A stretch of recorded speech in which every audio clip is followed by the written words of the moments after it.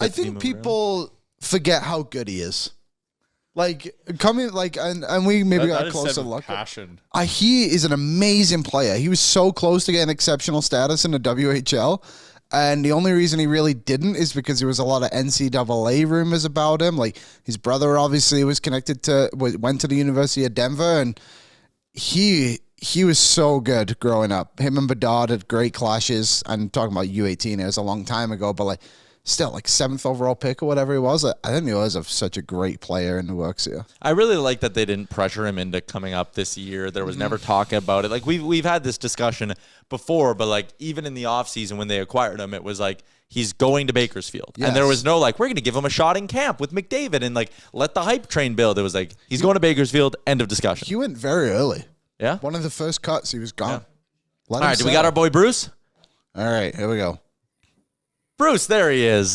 Bruce, really enjoyed your piece about Matt Savoie and the line you kind of used about how, like, forget what you know about other Oiler prospects and how they've developed them. This Matt Savoie situation is different. Can you explain that a little bit? What have you liked about his development, both from how he's played and how the organization's handled him? Well, I mean, if we start with the organization, really, what they've done is what you should do with players like this, which is put them in all of the situations, expect mistakes of inexperience. Don't punish them for mistakes of inexperience, which has been an absolute trait of this organization historically. Let him go. Let him find his way. Surround him with some veteran presence, which he's had with Lane Peterson and now James Hamblin. Put him in situations that aren't his comfort zone, penalty killing, up a goal with a minute left and the net empty. Do all of those things and just empower him to be the best player he can. And they've done that. From his perspective, I just think, the thing that I was worried about coming out of training camp was his defensive play. And almost really from day one, he's shown himself to be a very high IQ player in terms of his defensive responsibilities, including he had a stretch at center in which he was actually quite good. He's not a center at the NHL level because of his size, but he was quite good. And all of his success to year to date has been built off really his defensive game, which is he's really good on the walls in his own zone. He really understands his zone defense responsibilities. He's fast. We saw that. And so his ability to pressure opponents with the puck is quite good. And as soon as he turns the puck over, he's back up the ice. The goals and the points weren't coming like I think some people hoped. I mean, I was okay with it just given the level at which Bakersfield scores and the fact that he was scoring a lot at 5-on-5 relative to his total points.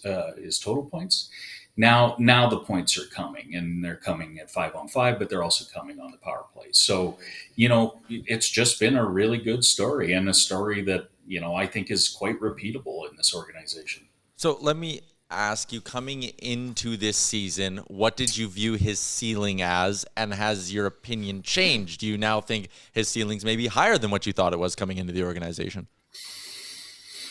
I don't know that his ceiling has changed for me. I look at him as a 60, 70 point top six winger.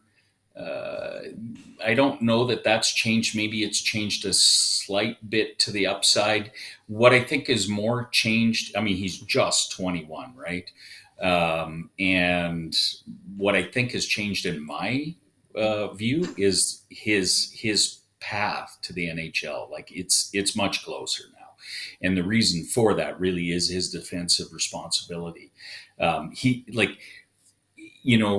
The reason NHL coaches, you see this online all the time, the reason NHL coaches play veterans a lot, even when they see some of the decline in their play, is veteran coaches know exactly what they get from that player. And with a young player, it can often be chaotic. They don't follow whatever the structure is in this particular circumstance, and they get out of pocket, and it causes issues. Savoie is giving them an opportunity here to trust him in, I think, some pretty high-end roles, and he's going to have to be, right. I mean, if you end up on a line with Connor McDavid or Leon Draisaitl, you're going to have some defensive jobs to your game. What's up, Nation citizens? If you like that video, then you need to be subscribed to the Oilers Nation YouTube. Podcasts, live shows, exclusive interviews, and analysis. Everything you need from your favorite voices at Oilers Nation. And you don't want to miss any of it, so hammer that subscribe button.